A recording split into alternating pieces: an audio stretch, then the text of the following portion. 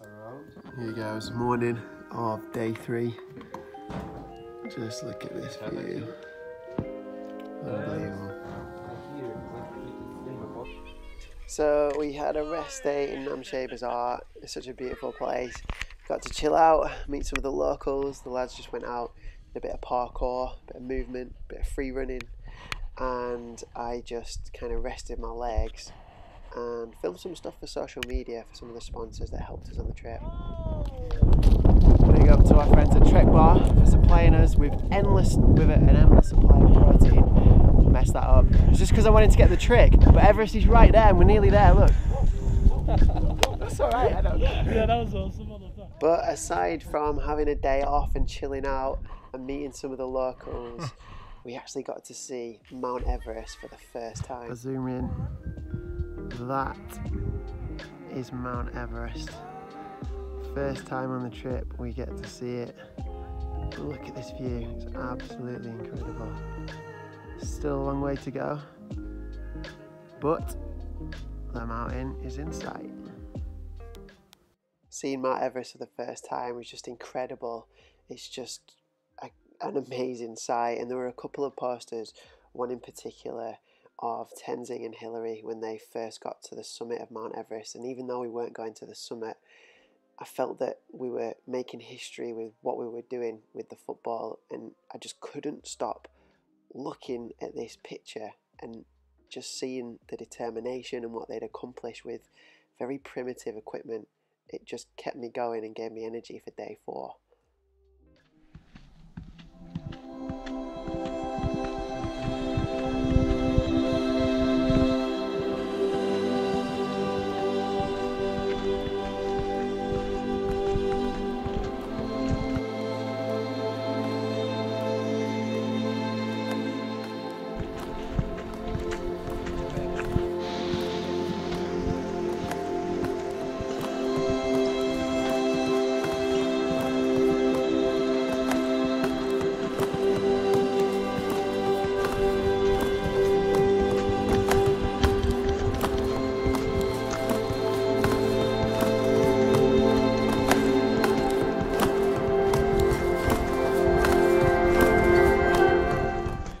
Halfway through day 4, feeling okay, a little bit tired. Just come for our break and our lunch, about 1 o'clock. Come to the toilet, check this out, in here. So this is what we're having to deal with for toilet breaks. Look at these. Toilet. It's basically just a hole in the floor. Nice little window. It's absolutely beautiful around here though. The water from the streams is actually turquoise. It's not even blue, green, it's just turquoise. It's the brightest colour I've ever seen. Right, let's get back to food.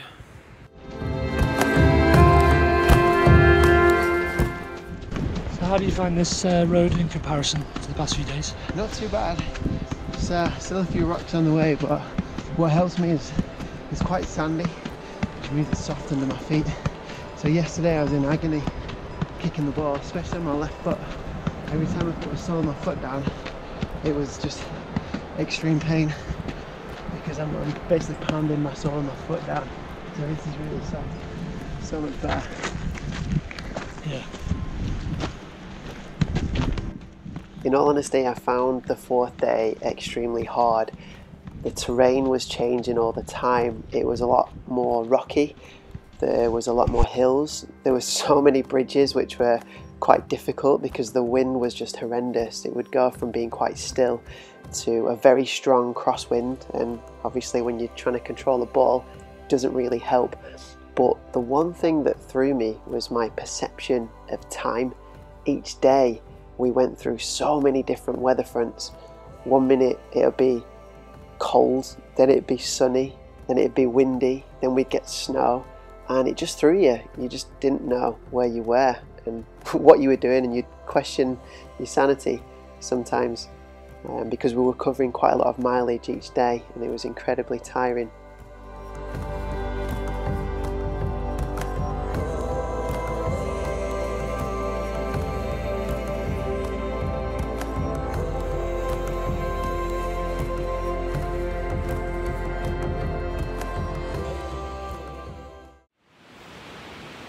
My face is too red.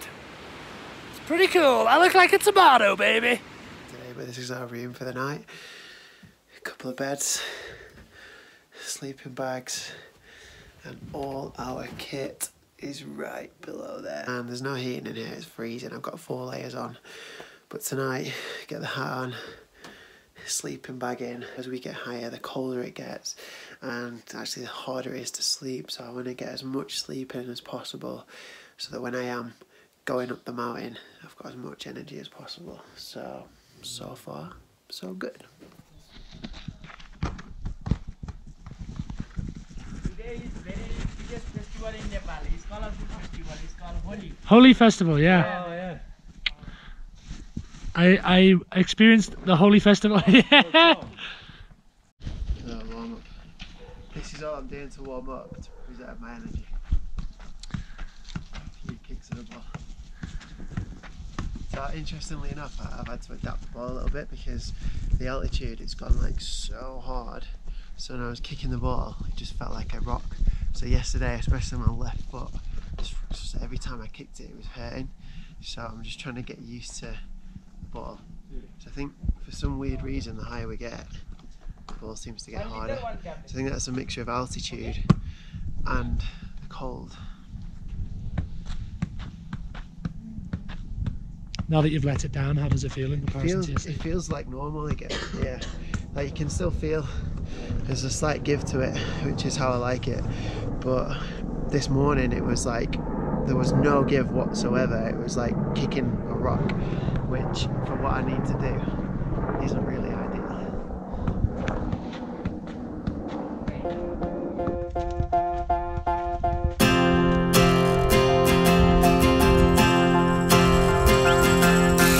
This is the hour, the darkest place. Dante's Inferno, the devil's maze. It's a good world going bad.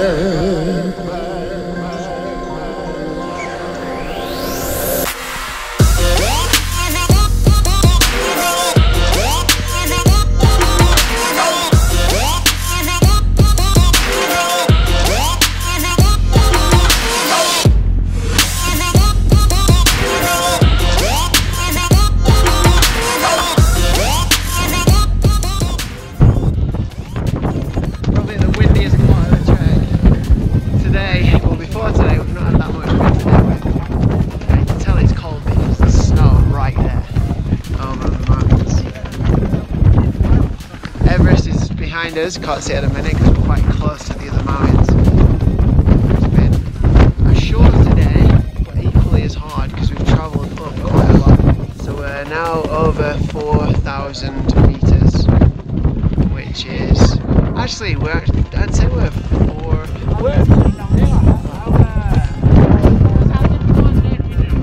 so in another 1,000 metres.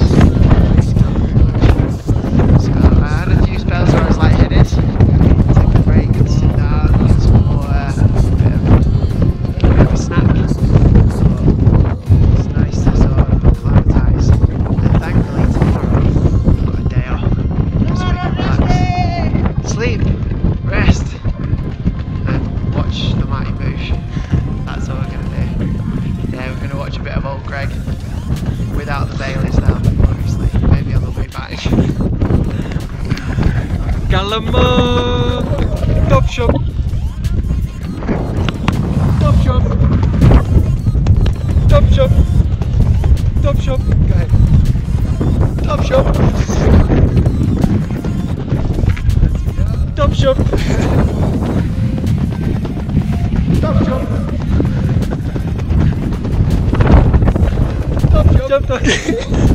You didn't get that at Top Shop.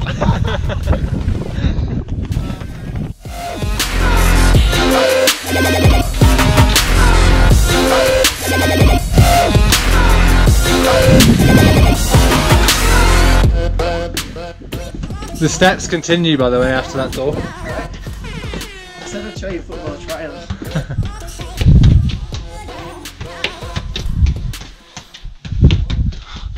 Whoop, whoop, whoop. Come on, man. What's that road? 10, Feel 9, 8, 6, 8, 6. Ooh. 2:30, 1. Yo! Yes! Oh. Yep. I think we did it. Yeah. Tired hand. That was sick, man. End of day 5. Smashing out some football trials. I feel like I'm just really lightheaded. Cold. Going the extra mile there. Going the extra mile. Probably because we got a rest day tomorrow. And it's only 1 o'clock. So we set off about 9. So we've only been going 1, 2, 3, 4. Usually we've been going probably about 10 hours actually.